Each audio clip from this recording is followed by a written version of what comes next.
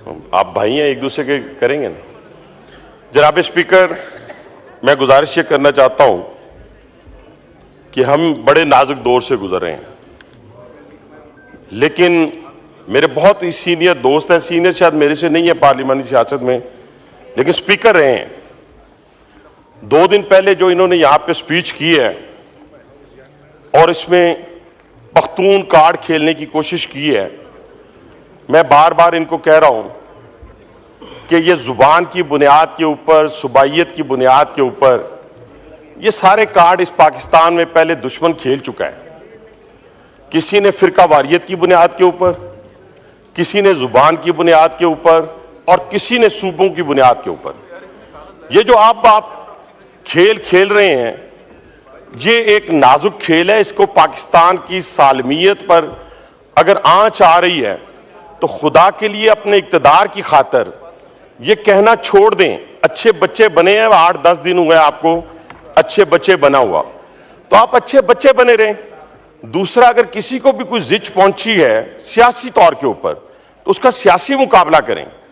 आज जो गुफ्तगू आप करते हैं या करने जा रहे हैं, मैं अब की आपको गारंटी देता हूं रावलपिंडी की जी, मैं रावलपिंडी से नुमाइंदगी कर रहा हूं। मैं कहता हूं कि एक पख्तून को, जनाब स्पीकर, एक पख्तून को रावलपिंडी के किसी एक थाने में बेगुनाह, गुनाहगार पंजाबी हो, पख्तून हो, वो सरकारी इमलाक को नुकसान पहुंचाए, वो किसी प्राइवेट इमलाक को नुकसान पहुंचाए, मैं जिम्मेदार नहीं हूं।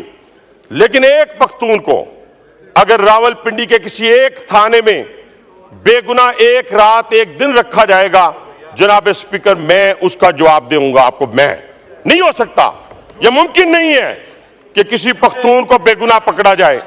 लेकिन आप करते क्या है जनाब स्पीकर, यहां पे आप आंखें दिखाते हैं स्पीकर को, वहां आप डी चौक में अकेला छोड़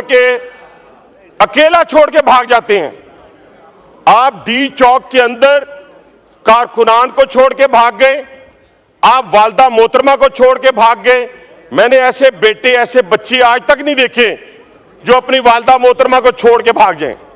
मैंने आज तक ना पख्तूनों में देखे, ना पंजाबियों में देखे, ना सिंधियों में नहीं देखे, ना बलोचों में देखे, ना कश्मीरियों में देखे, और माशाल्लाह ऐसे बच्चे भी नहीं देखे जो वालदा मोहतरमा से 20-20 साल बड़े हों, ऐसे भी मैंने नहीं देखे। लेकिन चले, कोई बात नहीं, आपने छोड़ दिया, आपका अंदरूनी मामला है। लेकिन वो जो गुस्सा है वो हम पे क्यों निकालते हैं आप असेंबली को कहते हैं जी कोई फायदा नहीं है, तो रिजाइन करें, सुबह आज रात को रिजाइन करें, जाएं, जाके लोगों के पास जाएं। मैंने तो कुछ कहा ही नहीं आपको, रिजाइन करके जाएं और इस असेंबली को छोड़ दें, तो हम मानते हैं कि जी फायदा कोई नहीं है। लेकिन यहां पे खड़े होकर और आपकी जो बाहर बैठी हुई फैक्ट्री हैं, जिस तरीके से इस पाकिस्तान की सालमियत से खेल रहे हैं, आपके बारे में तो कोई शक ही नहीं रहा।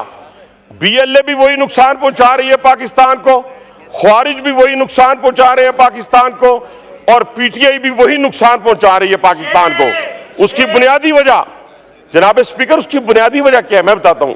इन बच्चों को तो पता ही कुछ नहीं है खेल कहां से खेला जा रहा है, इनको नहीं मालूम। ये तो कठपुतली हैं, इनको क्या मालूम कि बानी पीटीआई जो है, इनको क्या मालूम। जनाब स्पीकर, ये कदम कदम बढ़ाएं, घबराना नहीं जनाब स्पीकर, घबराना नहीं, ये कदम कदम बढ़ाएं, ये सवाद कुएं जाना, ये कदम कदम बढ़ाएं, ये सवाद कुएं जाना, जिन्हें जिंदगी हो प्यारी वो यहीं से लौट जाएं। वहां से भागते हुए आते हैं आप, शुक्रिया, और कहते नहीं शुक्रिया। सर अभी कहां से शुक्रिया, अभी तो 2 मिनट और आपके। स्पीकर साहब देखे ना, आज सुने आपके, एक मिनट चेयर से भी सुन लेना, चेयर की भी बात सुन लें। हनीफ अब्बासी साहब, आप चेयर की भी बात सुन लेना, आप चेयर की बात सुन लें, एक मिनट। आप चेयर की बात सुनेंगे तो फिर आगे चलेंगे ना। मेरी गुजारिश ये है, मैंने मौलाना फजल रहमान साहब को टाइम देना है। आपके चीफ विप ने कहा है 2 मिनट के लिए आप पहले हनीफ अब्बासी साहब को टाइम दें, इसलिए मैंने वो एहतराम करते हुए वो किया है। तो आप वाइंड अप करें, मौलाना साहब ने बोलना है। वाइंड अप करो जी, वाइंड अप करें। तो मैं ये कह रहा था कि इनको समझाने वाली बात ये है कि आप देखें ना, वो लीडर ऑफ द अपोजिशन माशाल्लाह बड़ी जबरदस्त बात की उसने अब सीधे रास्ते पे आ गए, और सीधे रास्ते पे आने के बाद फिर नामालूम का जिक्र उन्होंने शुरू कर दिया। और मैंने उन्हें कहा, मेरे दोस्तों, मेरे भाइयों, आपकी सारी बुनियादें जो हैं, इस मुल्क को खोखला करने की बुनियादें मेरे दादाबू ने नहीं रखी है, अल्हम्दुलिल्लाह, ये इनके दादाबू ने रखी है सारी की सारी बुनियादें। ये कल भी जो सकूते ढाका के ऊपर बात कर रहे थे, और इनका सोशल मीडिया जो आज वहां पे बातें करता है, और खास तौर पे एक में बड़ी अफसोसनाक बात है जिसको मैं कंडेम करता हूं, जिसको हमने बचपन से पढ़ा। हमने शहीद राशिद मिनास को पढ़ा कि वो कैसे शहीद हुए। आज पूरी पीटीआई उनकी शहादत के ऊपर सवालिया निशान लगा रही।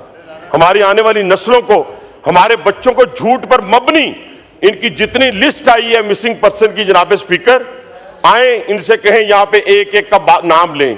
कोई अडियाला जेल में है, कोई अटक में है, कोई जेलम में है, और बाकी सारे रिलीज हो गए। झूठ की बुनियाद पर कब तक आप सियासत करेंगे?